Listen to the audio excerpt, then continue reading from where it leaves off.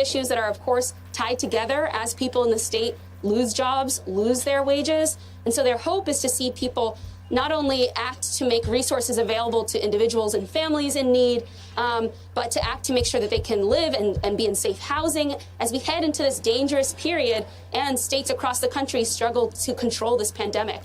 I spoke to the program manager of this site, AJ Scipio, this morning, and I want you to take a listen to what she told me. I think it's already tough, and it was tough looking forward to the holidays, and now with another freeze in place, it's really difficult. And I think a lot of people are afraid. I think a lot of people are in a position where they just don't know what to think. They don't know what to do. They don't know where to turn. We have a lot of people who have never accessed a food pantry, a food bank ever before in their lives. I've gotten reports from some of my staff members of people who have actually been in the lines out here. The program managers and the volunteers here all echoed exactly what AJ just said here, that a lot of the people that are starting to show up in their cars in these lines are first timers. They have never before needed to access a food pantry before, which I think tells you a lot about the crisis that we're in at the moment. They also say, you know, every day that goes by that we still do not have a federal level aid package available to people losing work. To you, Allison. Oh, Antonia, it is such a tough situation there in Oregon. Thank you so much for just sharing a little bit of what folks are going through there. Appreciate it.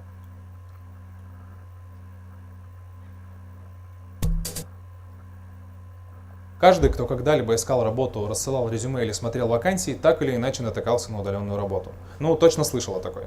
Тем более сейчас. Многие потеряли работу, просели в доходах и нужен выход. Я как раз занимаюсь трудоустройством специалистов на удаленку, а показываю мир удаленной работы и обучаю тому, как зарабатывать из дома приличные деньги. Приличные — это сколько?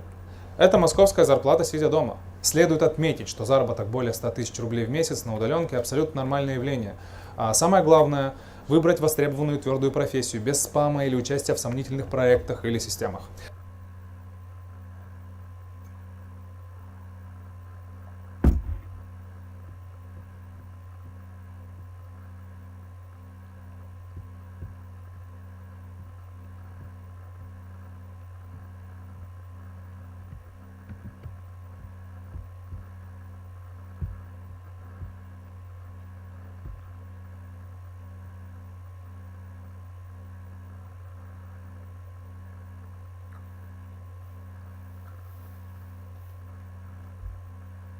Hi, I'm Gareth, and in this video we're going to be thinking about how to write better harmony.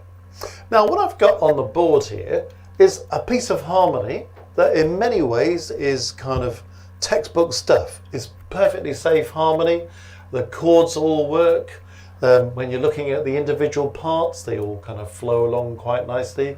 There's nothing particularly wrong with it technically. Actually, when you're listening to it, it's just a little bit boring, really. So it sounds like this.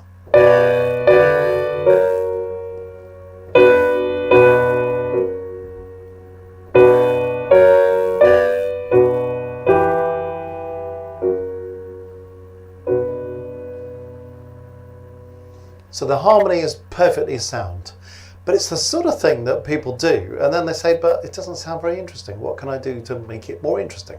That's what we're going to do during this time together. Okay, now two things immediately strike me that make that less exciting, less interesting than it could be. One is everybody's moving in the same rhythm all the time. All four parts, exactly the same rhythm. So we've got no rhythmic independence between those four parts. So that's something that would not be too difficult to fix, just to get moments where there's a little bit of rhythmic independence going on in one or more of the parts. The other thing is, if you analyse what's going on in the harmony, it's a little bit basic. Yeah, it's all right. We're in B minor, it starts on chord 1, it goes up to a first inversion. Well, actually that's quite a good thing to do, to go to 1B there. Then it goes to chord 5, then we've got 1 again, then we've got 1 again, then we've got 5 again. So lots of 1s and 5s, aren't there? Then we go 1 again, and then 5 again, and then we go 1 again, and then 1 again. And then we go 4, 5, 1. Well, is there anything wrong with that particularly? Well, no. We're using our basic chords of the key, chords 1, 4 and 5. They're our primary chords. And the whole harmony is made up of those 3 chords. So that's okay, but it's going to make it sound a bit boring because we could do with maybe a little bit more chord variety than that somewhere. Part of the chord variety is also about the fact that we've got so many chords in root position. We've only got one first inversion chord that's crept in at the beginning there. Otherwise, everything is in root position, basically going through 1, 5 and just one example of a chord 4 near the end. So no wonder it feels a bit stayed, a bit stuck. So without radically changing it, what could we do to make this sound a bit more interesting? And if you're into engaging with this task and you've done a bit of harmony, you may want to pause at this moment and have a go at doing this yourself and then come back and compare it with what I'm going to work through now. Or if you think I just want to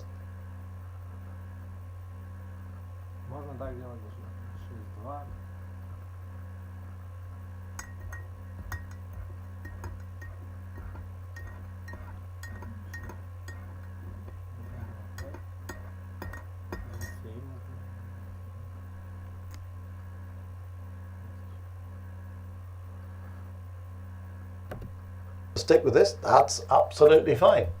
Okay, now, is anything fundamentally wrong with the harmony of the first bar? I don't think there is really.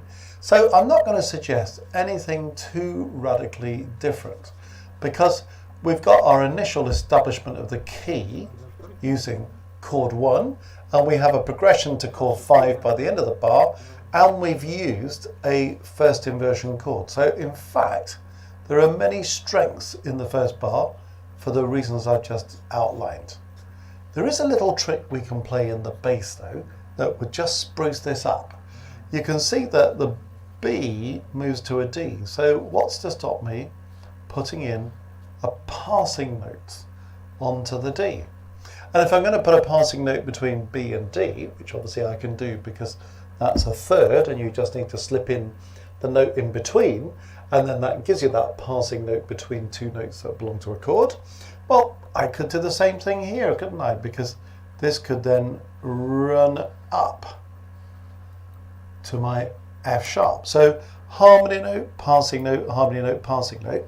Suddenly, it just makes the bass line more interesting. Instead of, I've now got,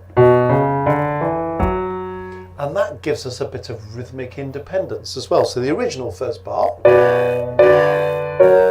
in many ways, is perhaps the strongest bar on the whole piece. But stick a few quavers in the bass, sounding rather more interesting, isn't it? Okay, well, if we're going to do that, that seems fair enough. Maybe the next chord is also all right. You know, that's going to take us back to chord 1 again, which is fine. Now, because I've had 1 there, and I've already had 1 there, and I've had 1 there, I wonder if there's an alternative here. This is really a kind of midway phrase point, isn't it? I suppose just to make that clear, we could indicate that, couldn't we? Just to give us an idea that we've got 2 phrases there. Okay, now then, if we've got an imperfect cadence there, finishing on chord 5, well, that could be 1, 5, but what are your other options? It could be 2, 5, it could be 4, 5. Well, I wonder if maybe just by changing that chord, we could get a chord 4 in there, because so far we've got this chord 4, but we haven't got any other 4s. So, you know, if we're not trying to be too adventurous with the harmony, but we've got an option to put another chord 4 in, we might as well, mightn't we? And then maybe we need to sit down on chord 5 here because it's this imperfect cadence we were talking about. There's a little opportunity here now, because we've got E in the tenor, to slip in a passing note there. So do you see, between the E and the C sharp, I can just have that little passing through D. So the first 2 bars, what have I done? Put some passing notes in the bass, put a passing note in the tenor, change one of the chords. Does it sound better? Let's see. Here's the original.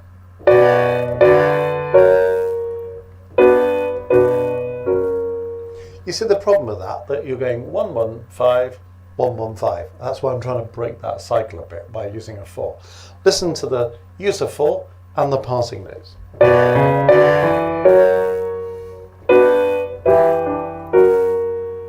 Certainly sounds better, doesn't it? And there's lots more you could do to this. For example, if you really want to get into this, we could do another little sort of interesting thing here by inserting a suspension. So what would that mean? If I did this in the alto part, that's called a 4-3 suspension, because the B is the 4th above the bass F sharp, the A sharp is the 3rd above the bass F sharp, and it's a suspension because it's prepared, sounded, resolved. Prepared, sounded, resolved. Prepared because it belongs to this B minor chord here, sounded because it clashes with this chord 5, but resolved onto a note that belongs to the chord 5. P and S have to be the same note. S to R have to move by step, usually downwards, so it completely qualifies. So, what have we done? We've added some passing notes. We've changed that chord 1 to chord 4. Now I've added a suspension in the alto part. What does that sound like?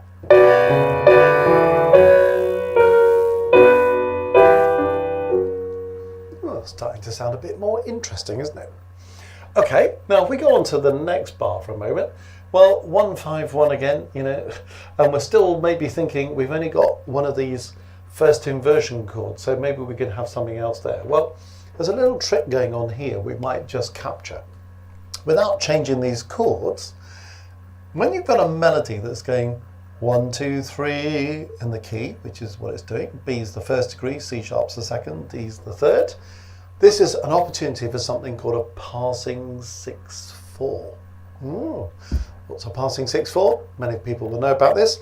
It's when you go 1, 5C, 1B, or the other way around, 1B, 5C, 1. So I can go 1, 5C, 1B, or the other way around, 1B, 5C, 1. And then the other place I can do it is between 4 and 4B using 1C. So 4, 1C, 4B, or 4B, 1C, 4. Those are the two common uses of a passing 6/4. And it's one of the places where you can use a second inversion chord if you want to. Doesn't have to happen this way, but quite often if the melody is going 1, 2, 3, the bass can go 3, 2, 1, so the same thing in the opposite direction. Or if the melody was going 3, 2, 1, you could do it the other way around. Well, let's try this passing 6/4 thing, shall we? So if I start on D here, and then I come down the scale, you can see what I'm doing. 1, 2, 3, 3, 2, 1. And then if we do this as a passing 6/4, well, we would do something like this. It's just involving a slight reorganization of middle parts for a kind of optimum result, but it's still essentially the same chords. But instead of going too adventurous with the harmony, but we've got an option to put another chord 4 in, we might as well, mightn't we? And then maybe we need to sit down on chord 5 here because it's this imperfect cadence we were talking about. There's a little opportunity here now, because we've got E in the tenor, to slip in a passing note there. So do you see, between the E and the C sharp, I can just have that little passing through D. So the first 2 bars, what have I done? Put some passing notes in the bass, put a passing note in the tenor, change one of the chords. Does it sound better? Let's see. Here's the original.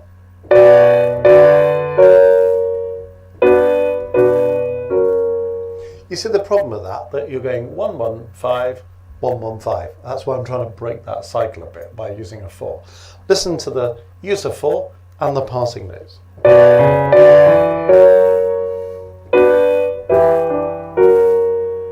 Certainly sounds better, doesn't it? And there's lots more you could do to this.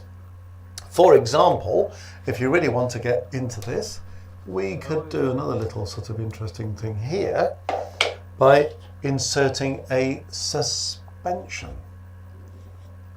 So what would that mean? If I did this in the alto part, that's called a 4-3 suspension, because the B is the fourth above the bass F sharp, the A sharp is the third above the bass F sharp, and it's a suspension because it's prepared, sounded, resolved. Prepared, sounded, resolved. Prepared because it belongs to this B minor chord here, sounded because it clashes with this chord 5, but resolved onto a note that belongs to the chord 5. P and S have to be the same note, S to R have to move by step, usually downwards, so it completely qualifies. So, what have we done? We've added some passing notes, we've changed that chord 1 to chord 4, now I've added a suspension in the alto part. What does that sound like?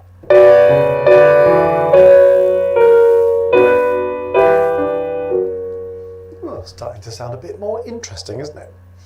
Okay, now if we go on to the next bar for a moment, well, 1-5-1 again, you know, and we're still maybe thinking we've only got one of these first inversion chords, so maybe we can have something else there. Well, there's a little trick going on here we might just capture. Without changing these chords, when you've got a melody that's going 1, 2, 3 in the key, which is what it's doing, B is the first degree, C sharp's the second, D is the third, this is an opportunity for something called a pass. People will know about this. It's 4. What's a passing 6/4? Many people will know about this. It's when you go 1, 5C, 1B, or the other way around. 1B, 5C, 1. So I can go 1, 5C, 1B, or the other way around. 1B, 5C, 1. And then the other place I can do it is between 4 and 4B using 1C. So 4, 1C, 4B, or 4B, 1C. Знаете, можно я куда-нибудь пойду, вот кушетку поставлю куда-нибудь, рядом с батареей, и рядом без батареи где-нибудь фортепиано. Местечко какое-то, прямой автобус дома. Да. Нет, а что-то такого-то. Ну нет, понимаю. Вот теперь ты меня знаешь. Ну да. Люди и так к работе не относятся просто, да, я понимаю уже. Ну хорошо, как это называется зарабатывать деньги, правильно? Маратович Эдуардович. А делать ты что будешь? Ладно, дадут тебе такое, что ты делаешь? Отлынивать. Это нормальный мужик, он ты понимаешь. Это просто потому, что мужчина не может работать. Он отлынивает и бухает, и отдыхает. Он тебя понял уже, да. Тогда это уже, как бы, да. Потому что надо реализовываться, не работать, а реализовываться. Потому, да. Ну, надо на себя работать, надо себя создавать самому, да. То есть, это многочленно путь. Он тебя понял. То есть я, как я. Они пусть тут абстрактно движутся, а я супер сперма, я, понимаешь, да. Меня не касается, да. Я не могу просто, это настолько тупо, что ты даже удивишься. Нет, даже не понял никогда. Я, может быть, и не прав, я согласен. Но я как бы, а зачем, если я не могу ими управлять, зачем? Я пробовал когда-то, было такое дело, то есть, в принципе, это не заканчивается, ну да, типа было. Нет, сказать что-то за себя я могу, как бы это имеет какой-то смысл тоже, когда как. Понимаю. Вот, да. Ну нет, зачем обиды? А что ты будешь? Ну даже смотри, все такие, опа, и начинают тебя слушать, а толку-то какого? А ты все равно можешь сделать внешнее только, да. То есть как бы, потому что человек изнутри живет как-то, какой-то своей тайной. Ты своей живешь, они не хуже тебя, они тоже живут, да. Понимают, да. Ну это не в обиду сказано, а просто да. Любви, печаль, ненависть. Ну не надо, да, ну да, свои обиды у всех какие-то, свои какие-то, что-то там такое, нет, а как жить-то? Ну это зачем ты мужчина и зачем ты женщина? Как ты думаешь, зачем ты мужчина? Ну нет, да, то есть, что обоснуться, да. Дорогу сняли, ну нет, я понял. Как бы да, понимаешь, да. И будешь неправ, всегда лохом будешь. Не убиваешь тебя, это нормально. Ну, он тебя знает, нормально. Вот в том-то и штучка, что нормально можно, да.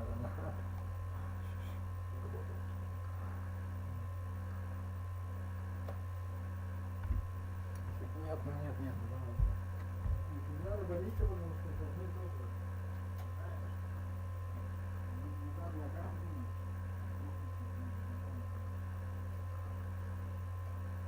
Здоровье на какую сторону? На какую сторону? Потому что я это праздное состояние души, да. Нет, да.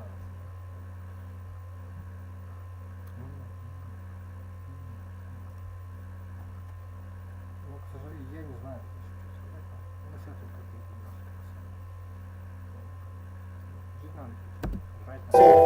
Those are the two common uses of a passing 6/4, and it's one of the places where you can use a second inversion chord if you want to.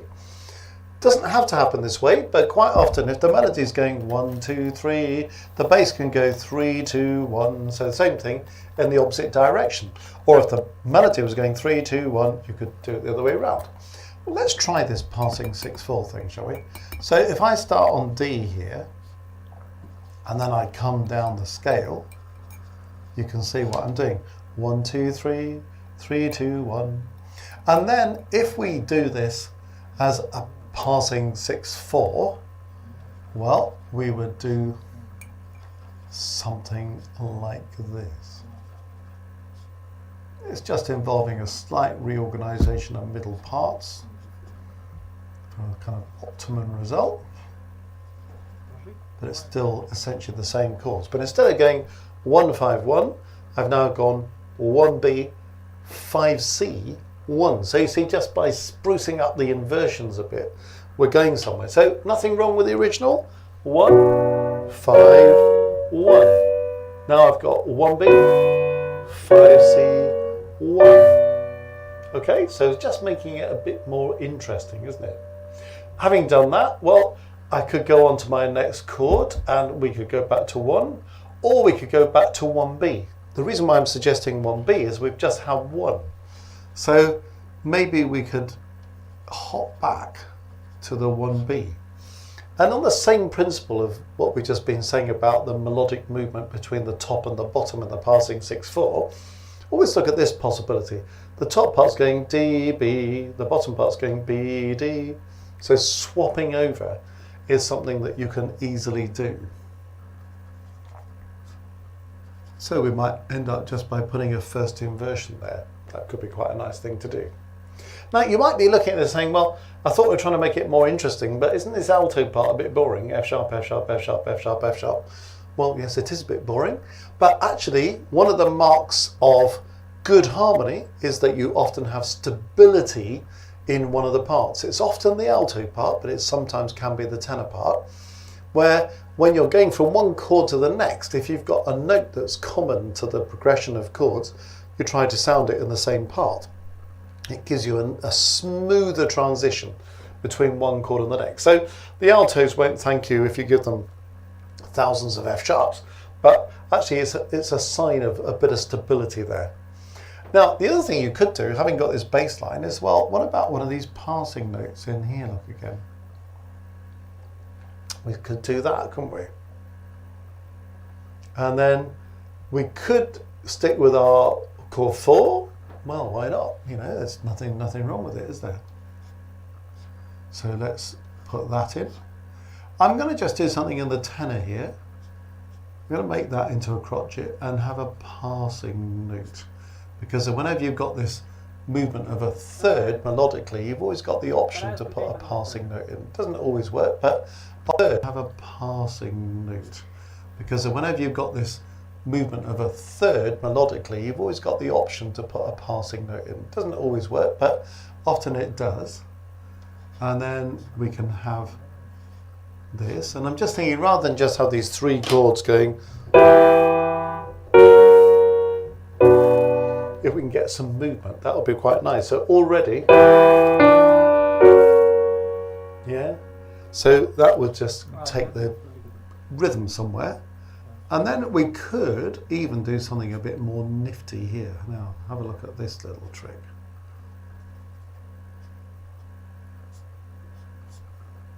I'll complete the last chord, and you can sort of see where we go.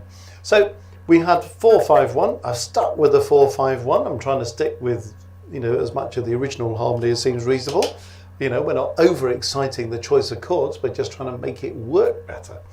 But just for having a passing note in the tenor there, taking me on to this chord 5, then what I've done is I've put a passing note in the tenor going the other way, on turn E, and that E turns this chord 5 into chord 5-7. So if you start with a 5 and then you make it 5-7, it strengthens the chord. So by the time I get to that E, it strengthens that 5 to a 5-7. If you write a 5-7, you just have to be a little bit careful, because when you write a 5-7, when it resolves, the 7th should fall by step, which it does. The 3rd should rise by step, which it does. So that's lucky, isn't it? So the last 2 bars originally were this. And now we've got this.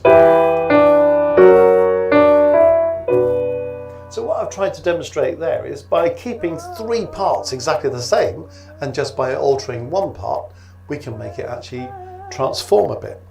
Now you might want to do this little trick at the end and turn this D into a D sharp. Well, why would I want to do that if I'm in the key of B minor? Well, that's something called a TS de Picardy. It only works in this instance when you're in a minor key, but you decide instead of using the tonic chord, chord 1 at the end, you borrow chord 1 or the tonic chord from the tonic major key. We're in B minor, I'm borrowing that chord as chord 1 in B major, and it gives you this kind of brighter major finish. So I'm in a minor key here and I finish on a major chord. So how does all that come together? That's rather nice, isn't it? To have that brighter, more optimistic finish. Okay, so that's all good. You know, are there other things we could do? Absolutely.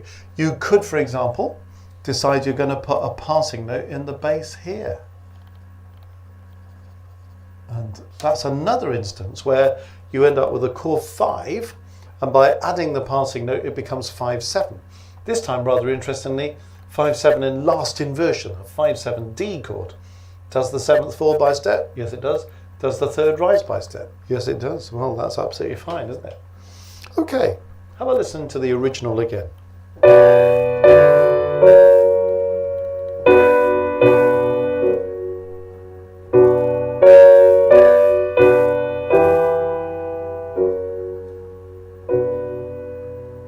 Okay, listen to our spruced up version.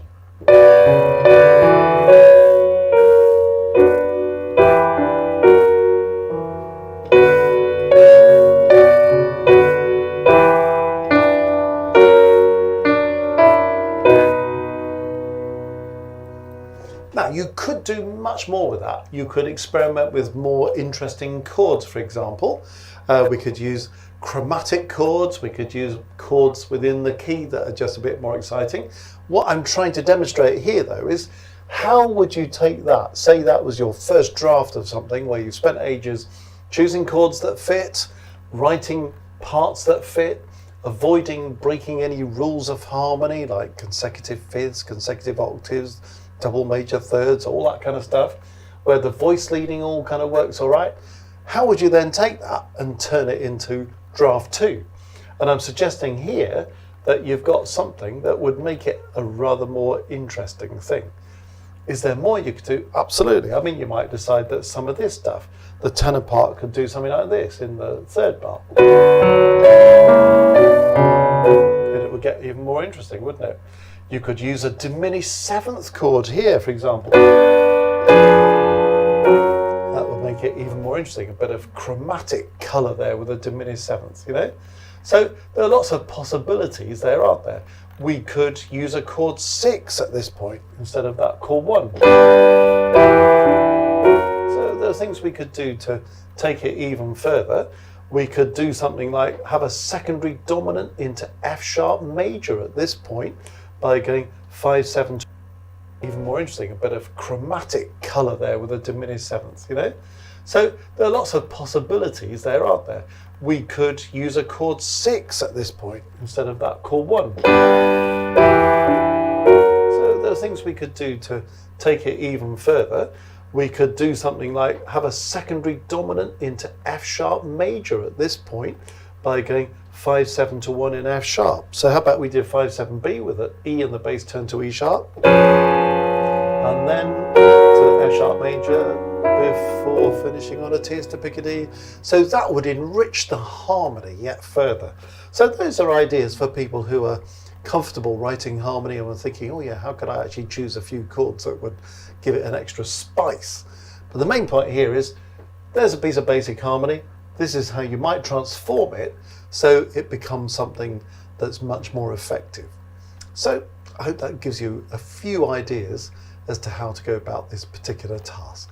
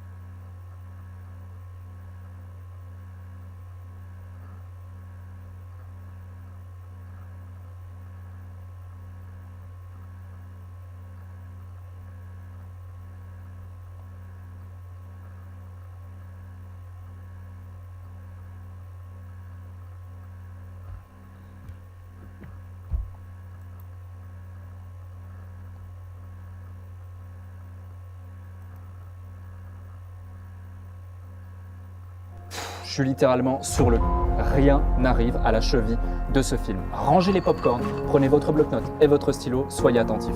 Le loup de Wall Street, The Social Network, le fondateur. Oubliez, vous en apprendrez bien plus avec la vérité cachée sur l'entrepreneuriat. Avec le film La vérité cachée sur l'entrepreneuriat, je prends de gros risques et je ne me fais pas que des amis, car je vous dévoile l'envers du décor du business en ligne. Parmi les choses passionnantes et contre-intuitives que vous allez découvrir, je vais entre autres anéantir tous les mythes que l'on vous a insidieusement fait avaler. Voici ici certains mensonges d'entrepreneuriat des plus courants. Créer une chaîne YouTube, mensonge. Lancer une chaîne de podcast, mensonge également. Utiliser le référencement organique quand on démarre. Mensonge. Utiliser à outrance la publicité payante, également mensonge. Créer des tunnels de vente, en veux-tu, en voilà, mensonge. Utiliser des chatbots pour communiquer avec son audience, mensonge. Et utiliser LinkedIn si vous faites du B2B. Devinez quoi? Mensonge. Et bien d'autres encore, aussi farfelus et ridicules les uns que les autres. Trop souvent, ils semblent a priori expliquer la réussite de certains entrepreneurs à succès. Mais en réalité, il n'en est rien. Et si vous les avez implémentés sans avoir de résultats massifs, aujourd'hui, vous êtes plus proche de la faillite qu'autre chose. Mais vous devez impérativement vous procurer ce que j'appelle à la 6e minute du film, l'antidote, pendant qu'il en est encore temps. Celui qui va vous permettre de passer de 0 à 5 000 € par mois, qui est totalement différent de celui qui va vous permettre de générer vos premiers 25 000 € par mois, et lui-même encore différent de celui que j'ai utilisé pour faire mon premier mois à 100 000 €. Et puis, il y a celui que nous utilisons pour générer plusieurs millions d'euros par an. Maintenant, si vous souhaitez obtenir votre antidote et découvrir la vérité cachée sur l'entrepreneuriat, il ne vous reste plus qu'à cliquer sur le lien qui s'affiche à l'écran et visionner ce film qui est offert pour une durée limitée. Ne perdez pas votre temps avec d'autres films, conférences en ligne ou webinaires qui ne vous apprendront rien. Ce film a été créé spécialement pour bouleverser votre business et changer votre vie.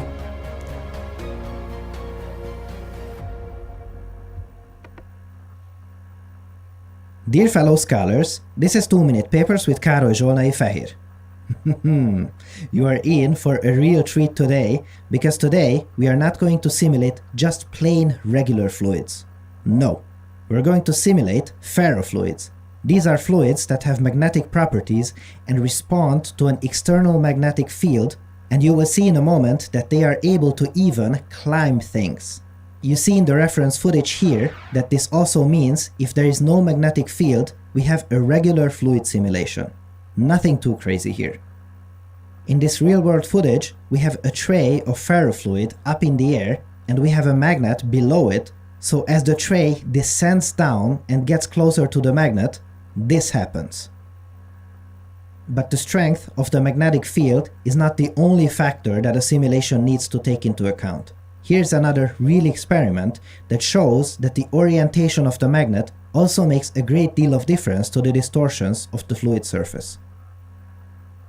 And now, let's have a look at some simulations. This simulation reproduces the rotating magnet experiment that you've seen a second ago. It works great. What is even more, if we are in a simulation, we can finally do things that would either be expensive or impossible in the real life, so let's do exactly that. You see a steel sphere attracting the ferrofluid here, and now the strength of the magnet within is decreased, giving us the impression that we can bend this fluid to our will. How cool is that? In the simulation, we can also experiment with arbitrarily shaped magnets. And here's the legendary real experiment where with magnetism, we can make a ferrofluid climb up on this steel helix. Look at that! When I first seen this video and started reading the paper, I was just giggling like a little girl. So good. Just imagine how hard it is to do something where we have footage from the real world that keeps judging our simulation results, and we are only done when there's a near exact match, such as the one you see here. Huge congratulations to the authors.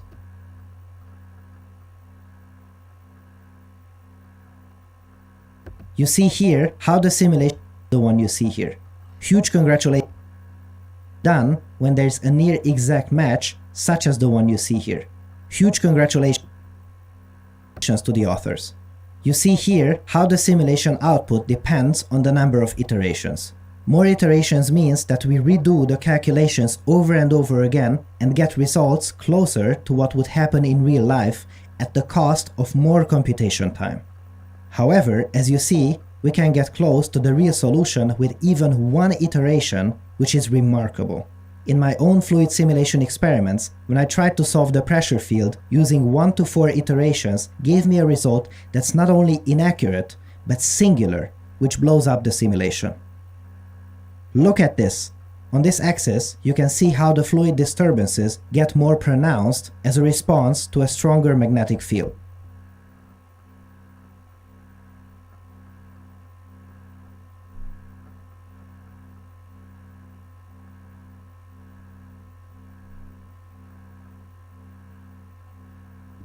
And in this direction, you see how the effect of surface tension smooths out these shapes. What a visualization! The information density in this example is just out of this world, and it is still both informative and beautiful. If only I could tell you how many times I have to remake each of the figures in pursuit of this, I can only imagine how long it took to finish this one. Bravo! And if all that's not enough for you to fall out of your chair, get this. It is about Libo Huang, the first author of this paper. I became quite curious about his other works and have found exactly 0 of them. This was his first paper. My goodness. And of course, it takes a team to create such a work, so congratulations to all 3 authors. This is one heck of a paper. Check it out in the video description. Thanks for watching and for your generous support, and I'll see you next time. Learning guitar? Wait, don't touch that skip button.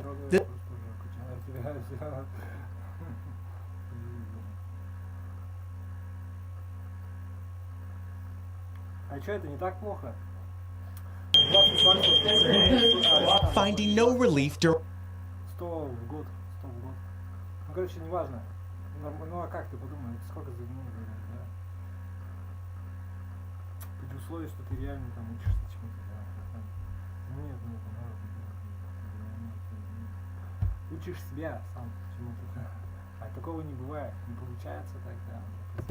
During the holiday, hospitalizations on Thanksgiving hit a record high for the 17th straight day, with more states turning to field hospitals. In Wisconsin, some medical centers are rolling out beds into lobbies and parking garages. By next week, nearly a quarter of all hospitals could face a staffing shortage. A lot of people ask what they can do for us healthcare workers during this time, and I think that's the most important thing. Вот он прилетел и говорит, я вообще никто, что ты на меня смотришь? Хочешь доказательства? Хочешь посмотреть, сколько у меня деньги на PayPal? Ноль там, ну ладно, я не буду показывать. Вчера посмотрел.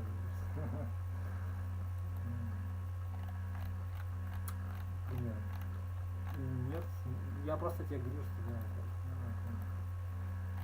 Ну да, то есть это, ну, я, к примеру, это единственный источник, ну как бы почти что. Все это, ну да.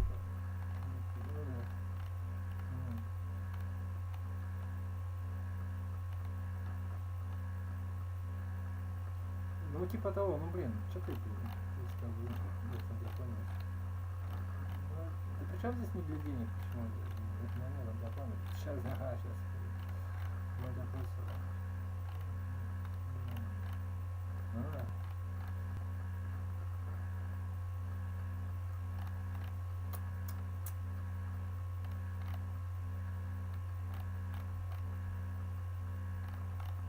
Что это такое? Что это почему так пишешь? Что это такое вообще? Какие-то, блин, штуки эти, блин. Желтый тест.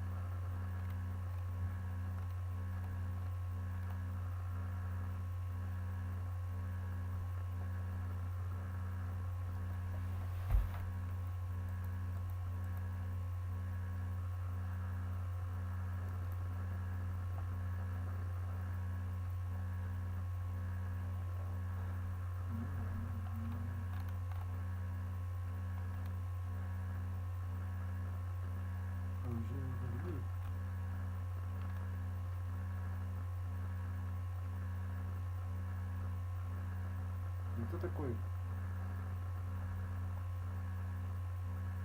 Вот это понятно.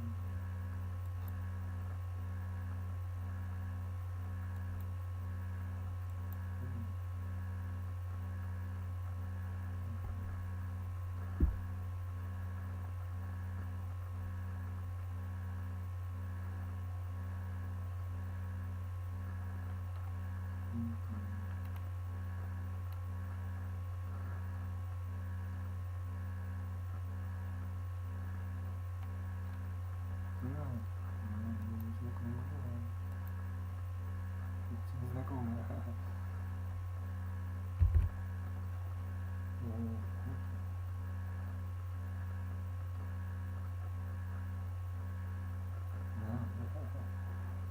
Ой, у меня такая внешность.